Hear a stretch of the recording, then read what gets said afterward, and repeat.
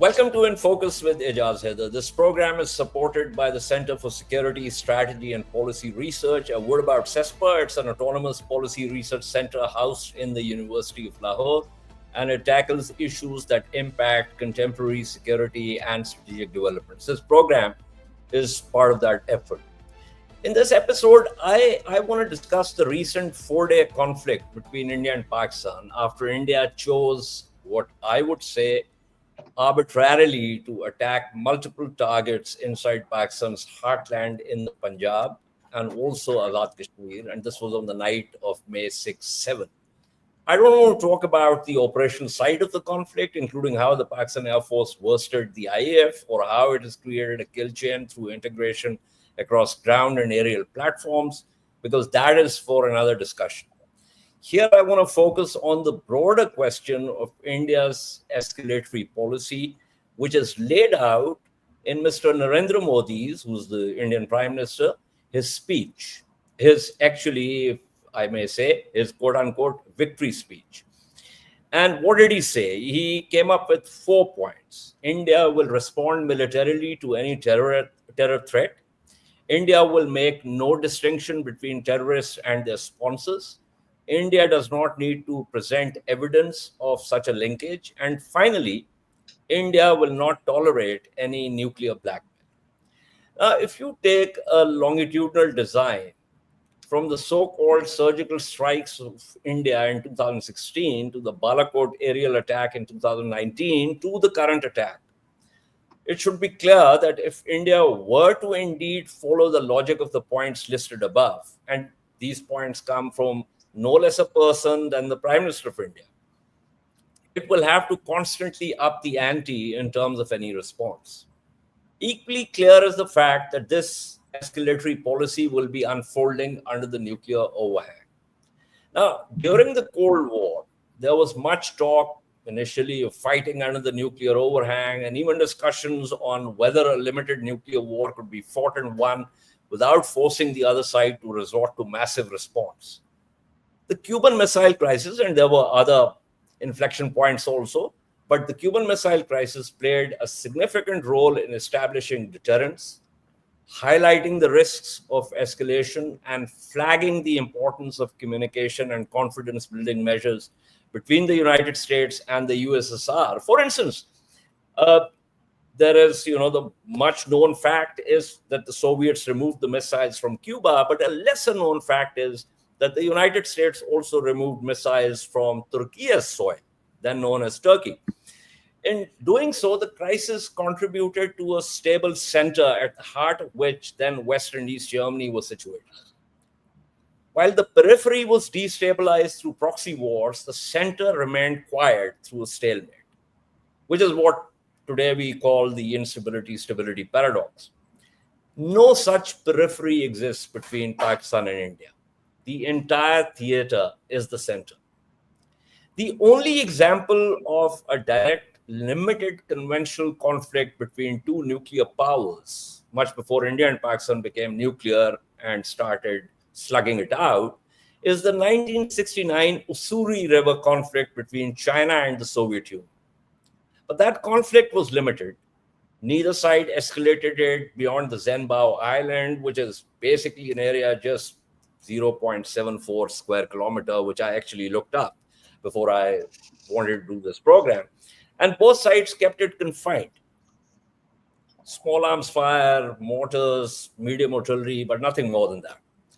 Another example is the China-India border clash of June 2020 in Galwan. There's nothing limited about the expressed Indian policy. So this forces us to redefine what deterrence means, since the standard motif of deterrence literature is to avoid a mutually destructive nuclear holocaust by convincing the other side that direct conflict would in fact be mutually destructive. Now, if India's policy is to play in an open conventional field without regard to the presence of nuclear weapons, what does it in fact say about the presence of nuclear weapons? A related point is about actualizing the threat. It has never before been actualized, given the tacit understanding between a nuclear dyad, that these lines are not to be tested through a direct conflict. So these are important questions, and I've got a great panel to discuss these questions. And I have with me Dr. Jeffrey Knopf. Professor Knopf is Program Chair of Nonproliferation and Terrorism Studies at the Middlebury Institute of International Studies at Monterey, and a Senior Research Associate with the Institute's James Martin Center for Nonproliferation Study. He has been previously on this program, and we had a very fruitful discussion. With him is my old friend, Dr. Devin Hagerty, who I am virtually meeting after a century. Dr. Hagerty is Professor of Political Science at University of Maryland, Baltimore County, and the author of The Consequences of Nuclear Proliferation, Lessons from South Asia, which came out in 1998 and was published by the MIT Press. Nuclear Weapons and Deterrence Stability in South Asia, which is Palgrave Macmillan in 2019. And he also co-authored with Sumit Ganguly another book, Fearful Symmetry, India-Pakistan Crises in the Shadow of Nuclear Weapons. This was the University of Washington Press and came out in 2005. So, Devin, let me begin with you. Given how much you've written about India and Pakistan, and you've been a close watcher of what has been happening, and this particular book that I have referenced actually looks at various crises. What is different from what you studied to what happened in 2025, starting May 6th? Again, thank you for having me, Ejaz. And it's a pleasure to be here. I wish we could be talking about happier circumstances, but the world being what it is, we security studies people usually are not discussing those things. But, we have to be perfectly clear about one thing. A lot of things have changed since 2019. And it's hard for me to kind of summarize all of those things up front, and I don't think I'll even try, simply because that was a busy 4-day experience, right? There's a lot to tease out, lots of knots to untangle, and I hope we can do that. But I would say that the main thing is, the Balakot strike was in many ways a symbolic statement by India that we no longer consider ourselves to be limited to Jammu and Kashmir in terms of our responses to what we perceive to be Pakistani support for terrorist acts. We now reserve the right to target, fully sovereign, everybody understands as legitimate Pakistani territory. It was very limited. It was just outside of the line of not the line of control, but the border of Pakistani Azad Kashmir and the Northern Territories, as they used to be called, and it eventuated in a shoot down of the Indian pilot, and then there was a lot of back and forth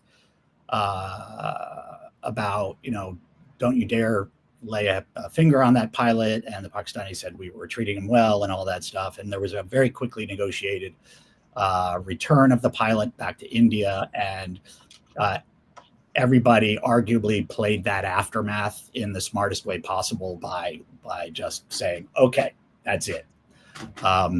This is a very different set of responses by the Indians.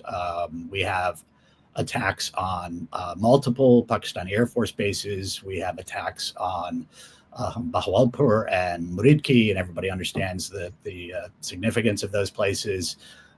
We have a situation where there were other kinds of attacks elsewhere in Pakistan. Standoff weapons were used by the Indians. Loitering UAVs were used by the Indians. A whole variety of capabilities were used. And, we're all able now to sit down and look at the pictures from commercial satellite imagery that are appearing in newspapers and online in various venues. And we can sort of parse the intentions of India and try to understand the messages that were being sent. But this is a very fraught business. This is not something we want to keep going through. And as you noted, this politically, apart from the operational side, politically, the Indians have made it very clear that this is the future for them, right? They have changed the rules of the game. India effectively has a new doctrine wherein, as you noted, they will not differentiate between the government of Pakistan and terrorists operating against India, and they will respond forcefully. Clearly, that's the message. They're not specific about the responses, and nor do I expect them to be very specific. But the specificity comes from what they did 2 weeks ago or a week ago. So, effectively, what they have done here, and I'm going to use some old nomenclature that doesn't get used much, and I wish it would come back, especially the word compellence. India has basically said, our policy from now on is if we can't deter terrorist attacks against our territory or against our side of the line in Kashmir, we will respond. And sometimes that response is referred to as restoring deterrence. I don't like that expression. It's actually compellence. You are doing something to get the other side to stop doing what they're doing, right? That's not deterrence. Deterrence is preventing, is effectively scaring the other side out of attacking in the first place. This is compellence, and it's much, much dicier. It's harder to do. It's harder to signal correctly. It's harder to get the other side to back down. It almost always leads to a ratcheting up. And because the other side basically feels like, oh my gosh, we have to respond to this. Otherwise, we look weak to the world and to our population, as opposed to deterrence, where you say, well, we didn't intend to do that anyway, so we weren't deterred. I don't know what you're talking about. So that, I think, is a fundamental difference. And I guess I just dated myself. I still continue to teach about compellence in my nuclear weapons and world politics courses. Okay, good. Jeff does too. And with that, I'll kind of. I'm happy. I'm happy you've invoked this. But here's the thing. We know that compellence is much more difficult than deterrence, not least because it is time bound. Deterrence may not be time bound, but compellence certainly is. And if you actually link it up with a war theoretician in whose time there were no nuclear weapons, and I'm referring to Clausewitz, the three levels of war, the grammar of war, starting with the passion of people, and then the various battles, which he describes as seal, and then sweat, which is the higher, political objective, the purpose of war.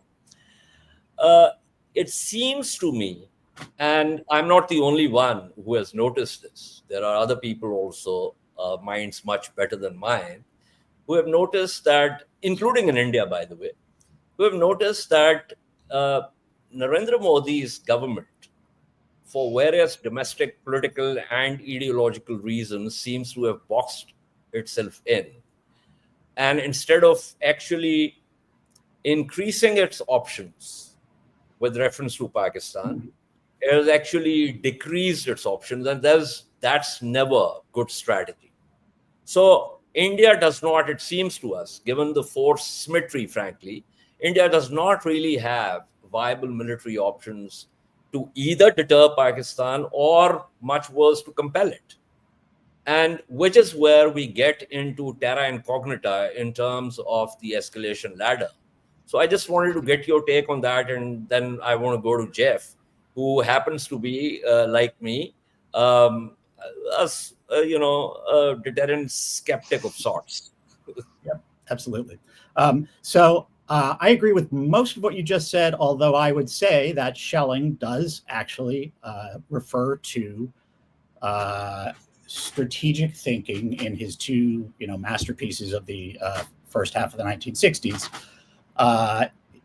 in terms of boxing yourself in being actually a beneficial strategy for yourself because there's no doubt, and you do what you say you're going to do. Now that obviously from, in Pakistani ears probably sounds a little bit, like, whoa, that is just a recipe for escalation to major war and perhaps beyond. But from a theoretical standpoint, Schelling would have argued that that is a viable strategy. It wasn't like he was promoting it necessarily, but his thinking took him to that place, and he didn't rule it out. He didn't say it was irrational or that, it's almost, it's certainly a viable strategy in terms of the sort of high priests of nuclear deterrence theory going all that way back. I will say though that, I've been reflecting on this for the last period of time, last couple of weeks, as your producer knows. We've had interactions on this, and I've interacted with people online and stuff like that. And, effectively, politically, India has decided that from its perspective, there is no Kashmir dispute. It's over. We're done. Okay? No more constitutional autonomy for the valley and the rest of our part of Kashmir. We're finished. Total clampdown, repression of every right you can imagine. A huge military and paramilitary presence. And all kinds of things that are alluded to that I don't really know the details of, but which are, pretty horrific for the people that India claims are part of India, right? And their take, Modi's take, the government's take is that it's over. So Pakistan said the Simla agreement is suspended. Well, no interest to us. It says we should, resolve the dispute in these terms. Pakistan put it on the shelf. Zulfi Bhutto signed it. Shehbaz Sharif suspended it. And so that actually may have been something of an unwise move on the part of Pakistan, because in a weird way, an ironic way, if I'm a hardcore, hawkish member of Modi's team, I'm like, oh, good. Like, whatever. That doesn't affect us. I'm not. Just hold on one second. So what India is effectively saying is that, there was this hopeful period in the first half of the 2000s that culminated in this, agreement or proto agreement between Musharraf and Manmohan Singh, and then it was scuttled because of subsequent events. But there was an agreement and there were negotiations, and they were pretty substantive, and they came up with a plan for a sort of shared autonomy system that, arguably may not have worked or would have been easy to disrupt, but there was discussion. Haven't seen that since the Modi era began, and I doubt if we're going to see it. And given that the Indians don't even, the term mediation is basically a curse word in New Delhi, whether irrespective of who's doing the mediating, that's the situation that Pakistan is facing, and no amount of we really need to sit down and talk about this and resolve this and I fear is going to go anywhere, and that's a hairy situation. It really is. Right. So let me take this point to Jeff, who's been listening to this discussion very patiently. So a clarification. The government of Pakistan has not suspended the Shimla agreement, but it has said that if things do not move in the positive direction, including on the Indus Waters Treaty, which India has suspended by using the term abeyance. I understand. Although I understand the context. Yeah. So you can parse. you can there's, parse the words, and I wasn't there's still suggesting that. space. Yeah. I wasn't So there's suggesting still that space. Pakistan was initiating. Whether, Yeah. yeah. So I Yeah. totally get it. So It is. Jeff, I want to get your opening statement on the situation, and I also want you to address that paradoxically, if Pakistan were to support the armed resistance within Indian occupied Kashmir, this Indian policy actually incentivizes Pakistan rather than deters it. So, your opening statement and then your response to this question. Sure. Thank you, Ejaz, for inviting me back on your show. And it's really nice to share this podcast with Devin. Actually, having read much of Devin's work, I thought we would disagree more than we are, but I quite agree with everything Professor Hagerty has said so far. I guess the way I think about this is, in one way, there's a very sharp break from the past year in the obvious sense that the Indian military action this time has been much more large in scale and hit targets that India never dared hit before. And that's a real difference on the ground and important. But I see a lot of continuity in this situation. I think really for as long as I've dabbled in following what happens in South Asia, India and Pakistan both have been on the same trajectory, right? And they've been on a path that I think almost inevitably leads to where we are today, right? And in a way, deterrence is at the heart of that path. In one sense, deterrence is a strategy. It's a tool in a toolkit. You take it out and you use it when you think you need it. But in other ways, deterrence can become something more than that, right? It can become a mindset, a worldview, an identity construct, right? Where a whole range of foreign policy decisions all get seen through the same filter. How is this going to affect the credibility of my deterrent posture?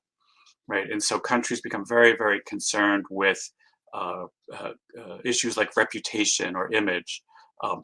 What do my statements, and more importantly, what do my actions do to build an image, to create a long-term reputation, and what does that communicate to the other side?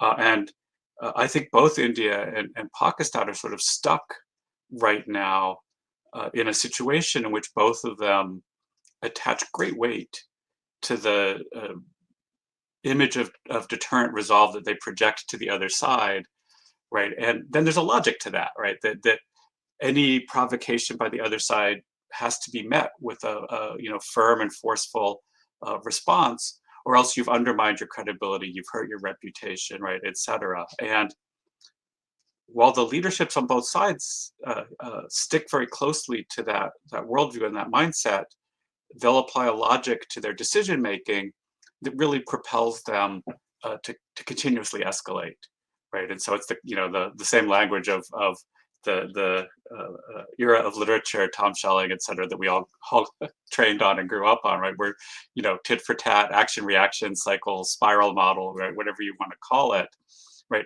It feels to me that the two sides have in some ways constructed a shared trap where they put so much weight on deterrent credibility that actions seem logical to them, that if you step outside of that mindset, look really scary and dangerous and maybe even disproportionate, to the situation. And so, like many people who observed what happened in recent weeks, I thought it was quite scary, right? And it's in part because the two sides don't seem to be able to step outside of their current relationship and rethink it in any way.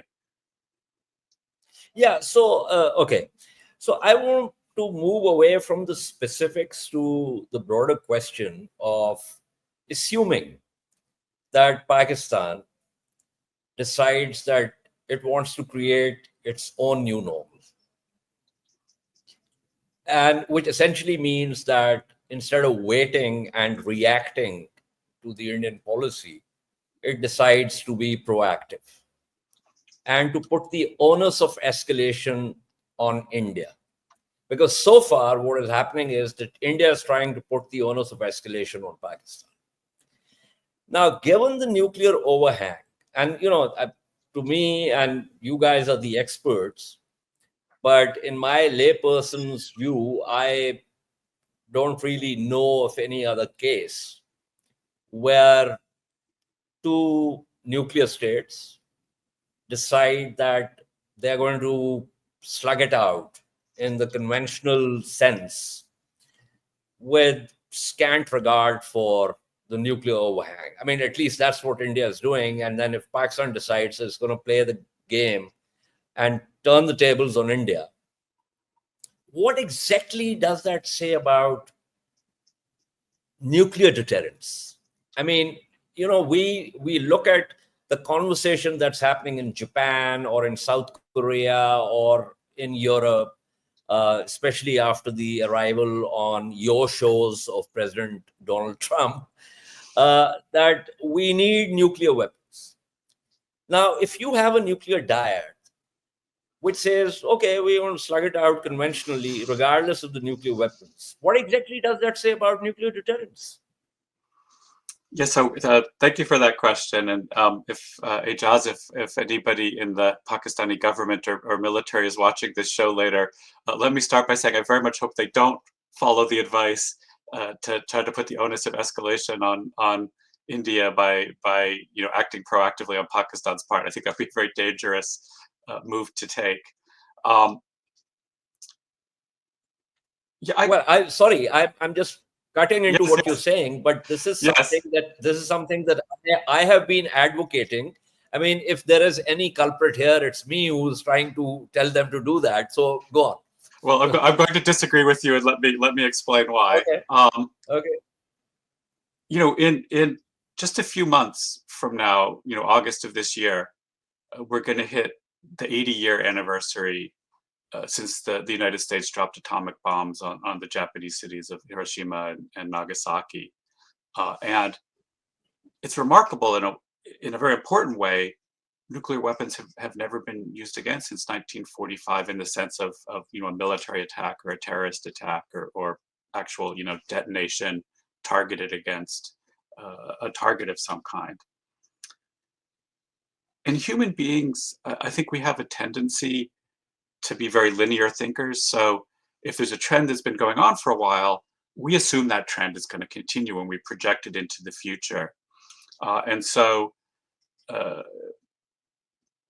even though there are periodic crises that have nuclear overtones, the big picture drift of human history has been there's no nuclear wars. Nuclear weapons don't use ipso facto nuclear deterrence just must be perfect and fail-safe and nothing could ever go wrong, right?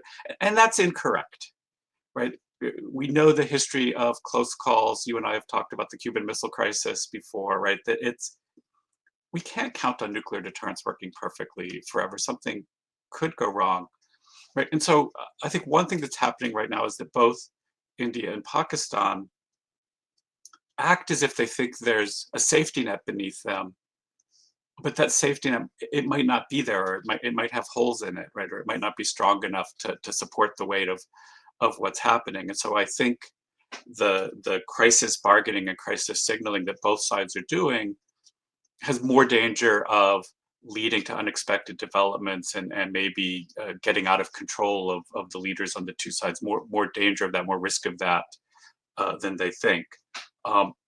So if I were to give policy advice, and I would actually give the same policy advice to leaders on both countries, right? It's time to try to escape, at least in part, from the mutual deterrence relationship. It can't be escaped completely. There is hostility, there's unresolved issues between the two sides. They're going to want to have some deterrent that they can project against each other. But if the relationship is purely kind of testosterone fueled, who could be tougher than the other one to make their deterrence better, you're progressively increasing the level of risk of disaster. So let me just finish one thought if I can. Sure. Right. In the academic literature, there's another strategy that people sometimes talk about called reassurance. right? And sometimes this could be paired with deterrence. Sometimes you use it instead of deterrence, right? In this case, I think it has to be paired with deterrence. But it's based on a diagnosis of what do you think is driving the other side's behavior. Are they just greedy and expansionist and looking for a window of opportunity to leap through? Or do they also have some fear and some insecurity of their own, right? And I think for different reasons, both India and Pakistan have a level of genuine insecurity. They both fear the other side, right? And so for both, certain kinds of reassurance gestures would be a way to lower the temperature, right, and make each side less fearful. And I think for me, what's missing from the policy discourse and the strategic thinking in both countries is that they seem to be utterly unfamiliar with this concept and pay no attention to the potential contributions to calming the situation that you could get from making some reassurance gestures. That's a great point, Jeff. I just want to flag something, but I'm going to circle back to that. But here's the thing. I mean, you said both sides. When I say what my idea of creating a new normal is because India is already taking certain measures and pursuing a certain policy unilaterally, and to me as a Pakistani, quite gratuitously. So therefore, right now, the basic sort of precondition of this in terms of the two sides, which kind of presupposes some kind of common ground or an incentive for both sides to try and reassure each other, that does not exist. But I take your point perfectly, and in fact, we've had this discussion last time you were on the program. And I'm going to come back to that, where you, I don't know if that paper has been published or not, but at the time it was unpublished, and we spoke about your, nuanced distinction. Fingers crossed it's moving forward. Fingers still crossed. Okay, fingers still crossed. Between uncertainty and risk, where risk can be calculated, but uncertainty is a different ballgame altogether. So I'll circle back to this, but let me get to Devin on another issue. So, Devin, one of the things that I've been noticing, you are mute, Devin. Do you mind if I want to hop in on that question because I think it's hugely important. Okay. Is that okay? I don't want to subvert. My question can wait. Go on. Okay. As I think about what Jeff was saying, I mean, I really don't disagree with much of anything he said. There's some parts around the edges that I do disagree with, but we're in a classic security dilemma situation, right? Each side is doing things that they perceive to be totally in their interests and justified by what the other side has done. And we are simply reacting to what they're doing by what we consider to be the next logical step, given our national interests, et cetera, et cetera, et cetera. All right. We all know that the danger of that, whether it's the actions that causes, the operational things, whether it's the acquisition of weaponry and military systems of offensive and defensive varieties, whether it's the signaling that's going on, whether it's in symbolic terms, it's dangerous, right? But both sides, in order to try to begin to mitigate or dampen that security dilemma, escalatory situation, you have to think in terms of, all right, knowing what we know about the security dilemma, what can we do to not go to that, what seems like the next obvious step? The US is in this with China right now. It's so apparent to me. And what when I talk about it with my students in classes, we always loop back to, well, which side is going to be the one to say, okay, we're aware of this dynamic and we're going to back away a little bit. And it's not waving a white flag. It's not appeasement. It's understanding the logic, right? That's the first thing I will say. Second thing I will say, sorry, I've got a dog who's whining. I hope you can't hear it. Which is fine. I've got two of them, so okay. Yeah. The second thing I would say, and this is kind of an elephant in the room, and I want to be really clear. I feel like, as someone who's covered South Asian nuclear issues since my dissertation days, first piece I wrote on this was in International Security in 1995. And, I feel like I have been one of the more balanced analysts when it comes to this strategic competition. I feel like there are a lot of people lined up on one side, a lot of people lined up on the other side, and even the scholarly community outside of the region, they effectively really specialize in one country or the other, and they don't have necessarily the empathy for the second country, if that makes sense. I feel like I do a decent job at that. But I do get what I'm about to say. I've said to various people in the US, Indians, Pakistanis, it's not original with me. I first read it in the work of George Perkovich at the Carnegie Endowment. I get shouted at more by Pakistanis about this for reasons that will become obvious, but it is the reality of the strategic situation as I see it, and it is not a dig at Pakistan. And that is that India, the United States, much of the analytical community, really most people who care desperately in some cases about this issue, such that they would spend their entire career writing about it, will say that there is a history here of, and this is the fundamental difference with the Cold War. We have one of these two states that is effectively not a unitary actor, right? We can, I'm not even using rationality. I think rationality is overused and you get all tied up with different definitions and everything. But look, historically, 1998 and then 1999, the Kargil crisis, 2001, 2002, Mumbai, going forward. Pakistan is not a unitary actor. There are actors in Pakistan who have acted with the direct support of elements of the government of Pakistan, namely the Pakistan Army, more specifically ISI. There are probably times, many times, and maybe we just saw one when these actors carrying out this atrocious attack were not supported, resourced, instigated, whatever. We don't know. I've seen no good evidence connecting the GOP with the attack, the terrorist attack at Palgrave. But the reality for analysts who are really trying to take a sort of higher level, higher altitude look at this is that historically, Pakistan has not necessarily acted as a unitary state, especially with civilian control over the military. Okay, so that's a thing that has to be factored in by every analyst. And when I say it, sometimes people are like, "Oh, what about what India is doing in Balochistan and all this?" Fine, it's not to the same degree, right? Go watch videos, as I just showed my class 2 weeks ago on Mumbai in 2008. It's not the same, right? I'm sorry. So that is a fact that India has to reckon with. And it's a fact that I think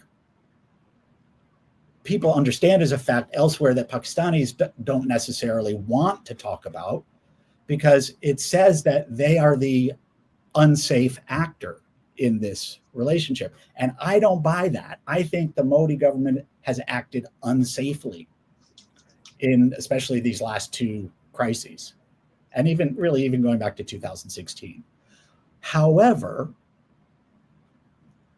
even though there may not have been any direct connection, the Indians are actually saying, look, it's your body of work that we're concerned about here, right?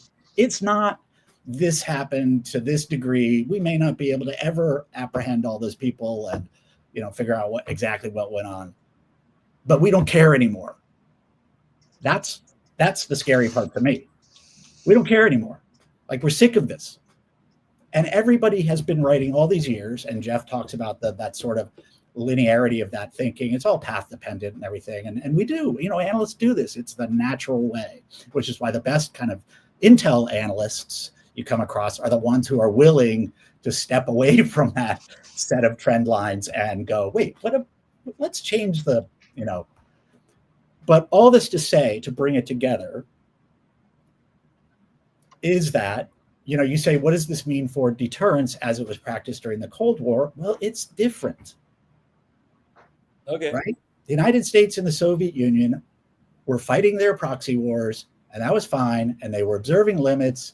And, in Afghanistan, the United States, agreed to General Zia's demand that we control all the resources going to the Mujahideen and all that stuff. And the US said, fine, that's great. You know why? Because we don't want to be the ones seen as actively fighting the Soviets in Afghanistan, right? So, but there's this pattern, there's this trend, and it has to be reckoned with. It can't be, you can't say with each successive attack, well, we didn't do it. Where's the evidence? Well, I mean, you can say it, and I've said it, but that's not actually responding to the message that's now being sent and has very forcefully been enunciated as the message going forward.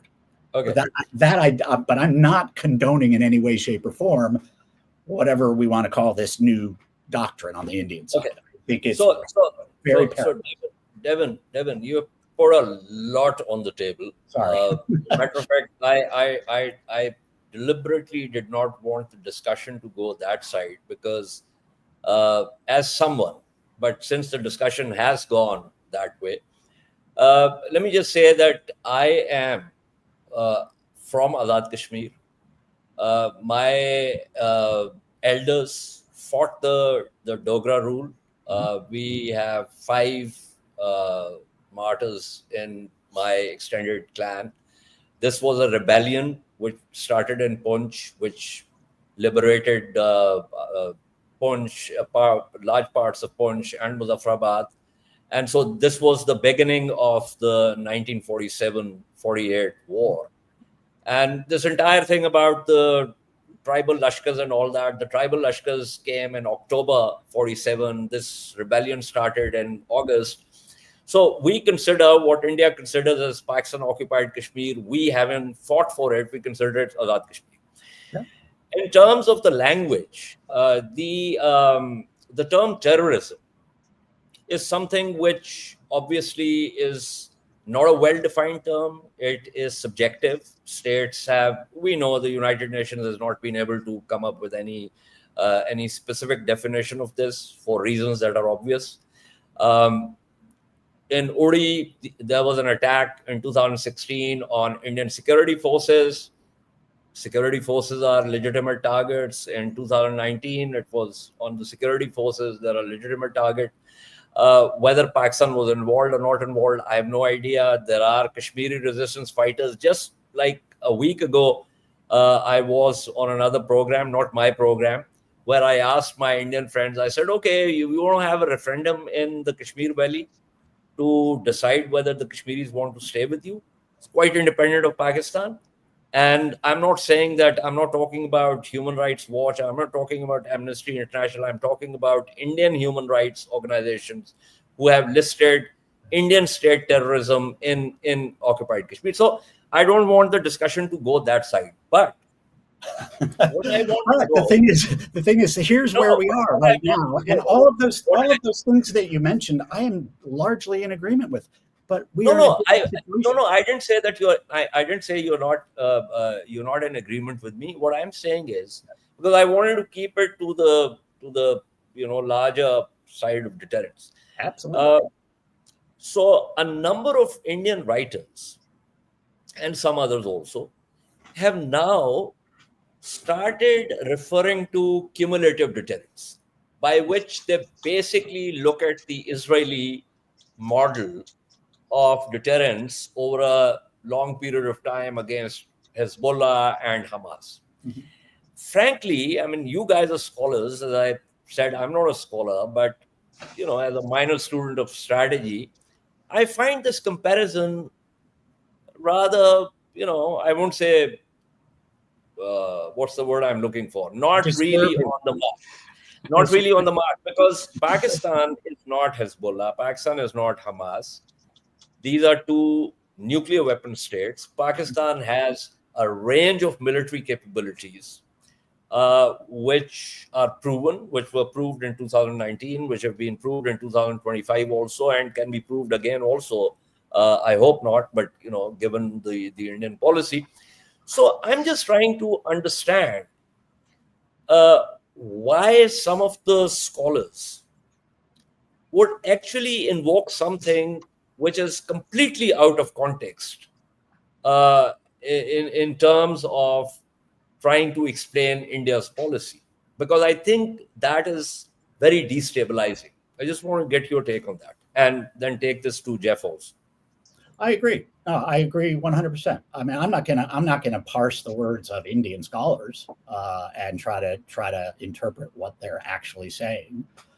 I will go back to what I said very early on, which is that this word compellence is important, and this whole idea of cumulative deterrence. That's not what we're talking about, right?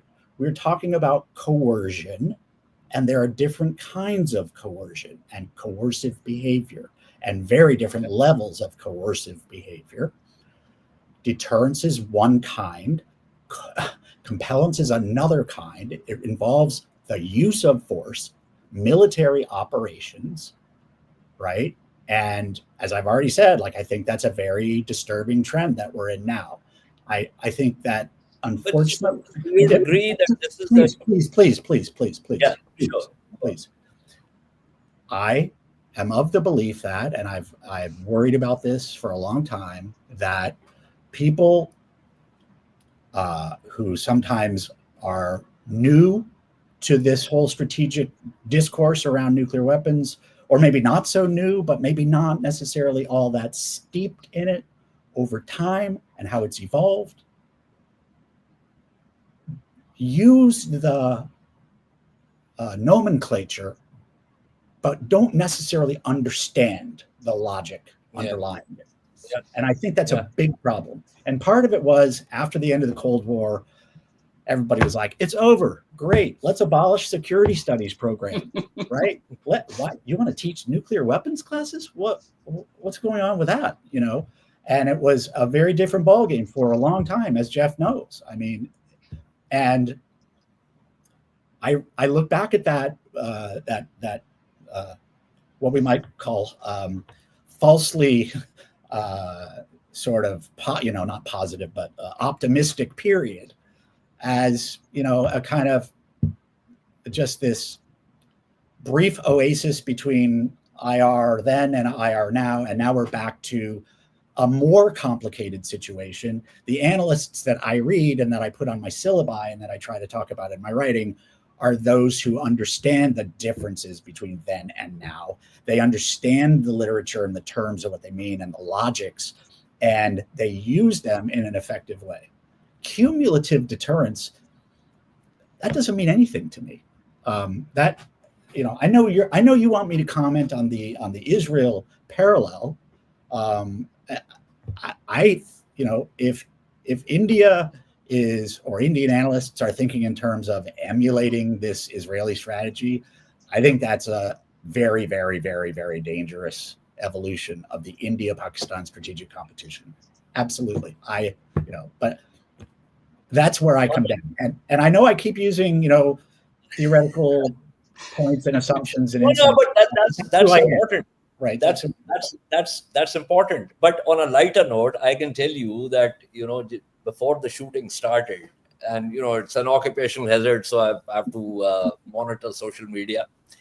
I had never thought I would find so many Clausewitzes and Sun Tzus and Yuminis and, little hearts in the subcontinent. But, they were just like, Tell me how many pages the average reader who's picked up on war actually got through. 3. Most people wouldn't even know that Clausewitz never put it out. It was his wife, and his poor wife had to pull it together. But these are facts that never should stand in the way of good fiction. But Jeff, before I wrap up this program,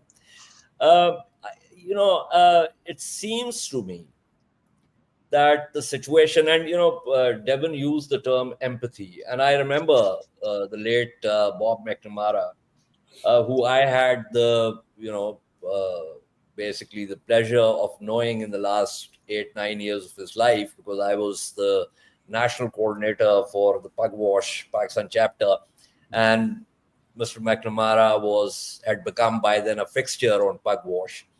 So I got a lot of in my bilateral conversations with him, I probably learned more about the Cold War and nuclear strategy and the rest of it than I did from various books.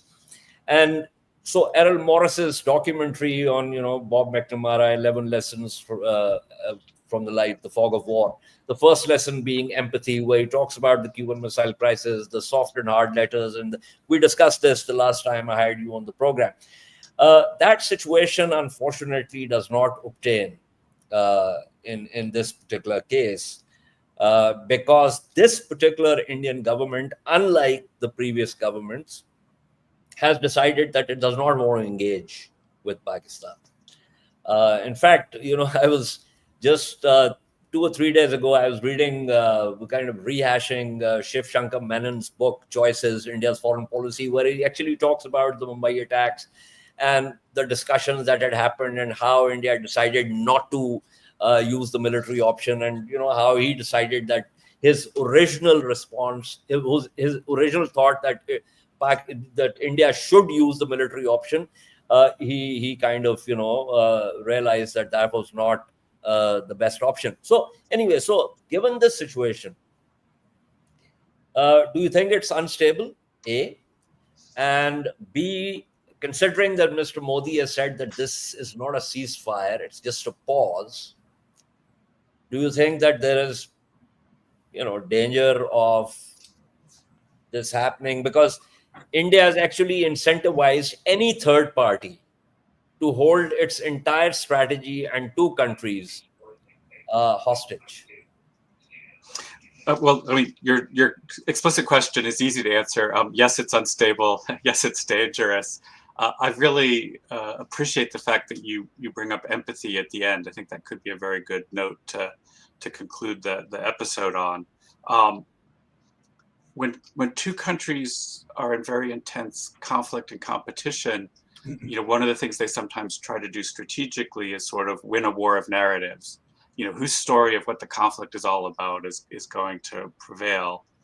And that effort of one side to impose its narrative on the other side and on how third parties around the world see it, I think can get in the way of empathy, right? And to understand what's the situation, the way it's viewed by the other nation's capital, what's the situation, the way it's viewed by the public, the ordinary people in the other side. And I would say that again, I'm like Devin, I'm going to try to be even-handed, right? That there's sort of an empathy gap on both sides, right? And I actually agree quite strongly with what Devin said before.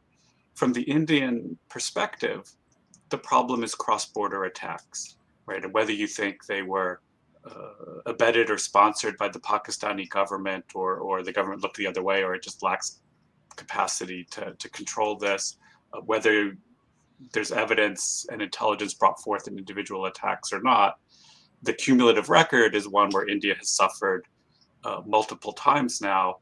And as an outside observer, it's understandable to me why they would want to take some action to prevent that. Right. From the Pakistani side, a lot of things have changed with Indian policy, with Modi's Hindu nationalist agenda. Right, Muslim minority in India is treated worse. The conditions in Indian-controlled Kashmir have gotten much harsher.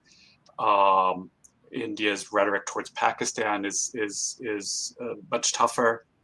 Right, so I think on both sides, the policymakers in charge, they're lacking empathy. They don't want to wrestle with how is the behavior of their country affecting perceptions on the other side, right? And so a reassurance gesture from the Pakistani side would be a renewed effort to crack down on jihadist groups and make it harder for them to carry out cross-border operations, right? So there are things that could be done. is there political will to do it? How would it play with domestic publics, which I think are putting a lot of pressure on both governments and driving them to get tougher? I don't know, but I think there are de-escalatory things that could happen, but they have to begin with taking seriously what the other side's threat perceptions and concerns are, and not just sort of dismissing them as incorrect because they don't fit the narrative that each side wants to impose on the situation. I'll be mindful. I guess I'll do end with a moment of self-criticism. The last thing I want to do is be another American lecturing to people in South Asia. My country's done way too much of that. But just as an academic analyst who studies these issues, it looks to me that there are blinders in the policymaking communities on both sides right now that makes the situation more dangerous. No, it's always great to get scholars who can puncture holes in one's own narrative also. I think that's very important. I am really grateful to both of you, Professor Knopf, Professor Hagerty, for your insights. I just want to, before I close this program, want to remind the viewers that after having blamed Pakistan for this, and after having said that there were at least 2 Pakistanis involved in this attack at Pahalgam, the 9 houses that the Indian government demolished all belong to the Kashmiris in occupied Kashmir. That's one thing. The briefing that was given by Mr. Jaishankar to the diplomats in Delhi, the New York Times did a story on that, saying that the diplomats were spoken with said that India had not provided any evidence that linked the government of Pakistan with the attack in Pahalgam. Pakistan has compiled at least 2 dossiers linking India to terrorist attacks in Balochistan. And as a matter of fact, interestingly enough, J.N. Baloch, who's the spokesperson of the Baloch Liberation Army, during this conflict came up with a long statement supporting India and asking India to attack Pakistan. So anyway, it was great listening to both of you, and I'm really grateful for your time and your comments. This is all from this episode. If you like this discussion, please subscribe to our channel. It doesn't get me any lucre, but it'll certainly make me happy. And until our next episode, stay safe and goodbye.